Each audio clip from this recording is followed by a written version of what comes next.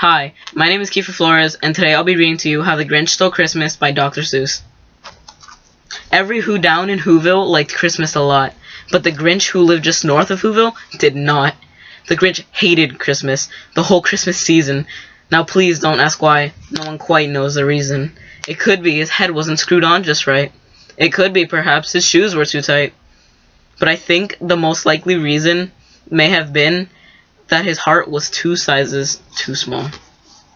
But, whatever the reason, his heart or his shoes, he stood there on Christmas Eve, hating the Whos, staring down from his cave with a sour grinchy frown at the warm-lighted windows below in their town. For he knew every Who down in Whoville beneath was busy now hanging a mistletoe wreath. And they're hanging their stockings, he snarled with a sneer. Tomorrow is Christmas, it's practically here. Then he growled with his Grinch fingers nervously drumming, I must find some way to stop Christmas from coming. For tomorrow he knew all the Who girls and boys would wake bright and early, they'd rush for their toys. And then, oh the noise. Oh the noise, noise, noise, noise. That's the one thing he hated. The noise, noise, noise, noise. Then the Whos, young and old, would sit down to a feast. And they'd feast. And they'd feast. And they'd feast, feast, feast, feast. They would feast on Who pudding and rare Who roast beast, which was something the Grinch couldn't stand in the least. And then, they'd do something he liked least of all.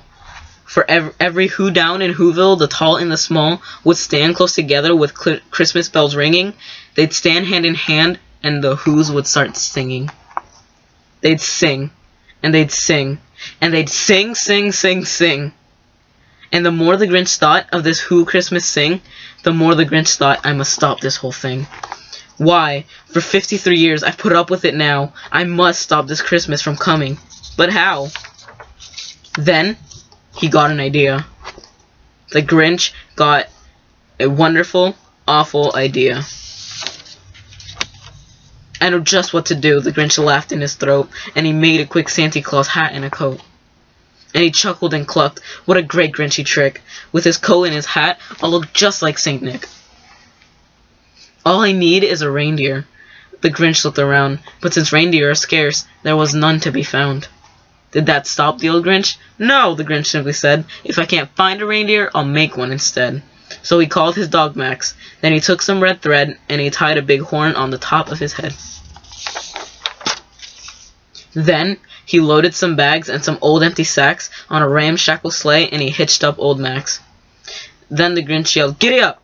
And the sleigh started down toward the homes where the Whos lay a snooze in their town. All their windows were dark. Quiet snow filled the air. All the Whos were all dreaming sweet dreams without care when he came to the first little house on the square. This is stop number 1, the old Grinchy Claus hissed, and he climbed to the roof, empty bags in his fist. Then he slid down the chimney, a rather tight pinch, but if Santa could do it, then so could the Grinch. He got stuck only once for a moment or two, then he stuck his head out of the fireplace flue. Where the little Who stockings all hung in a row, these stockings, he grinned, are the first things to go. Then he slithered and slunk with a smile most unpleasant. Around the whole room he took every present. Pop guns and bicycles, roller skates and drums, checkerboards, tricycles, popcorn and plums, and he stuffed them in bags. Then the Grinch very nimbly stuffed all the bags, one by one, up the chimbley. Then he slunk to the icebox. He took the Who's feast. He took the Who pudding, and he took the roast beast. He cleaned out the icebox as quick as a flash, while the Grinch even took their last can of Who hash. Then he stuffed all the food up the chimney with glee, and now, grinned the Grinch, I will stuff up the tree. And the Grinch grabbed the tree, and he started to shove, when he heard a small sound like the coo of a dove.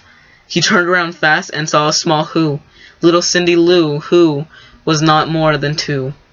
The Grinch had been caught by this tiny Who daughter, who had got out of bed for a cup of cold water. She stared at the Grinch and said, Santa Claus, why? Why are you taking our Christmas tree? Why? But You know that the old Grinch was so smart and so slick that he came up with a lie, and he thought of it quick. "Why, my sweet little tot," the fake Santa Claus lied, "there was one light on this tree that wouldn't light on one side. So I'm taking it home to my workshop, my dear. I'll fix it up there, and I'll bring it back here."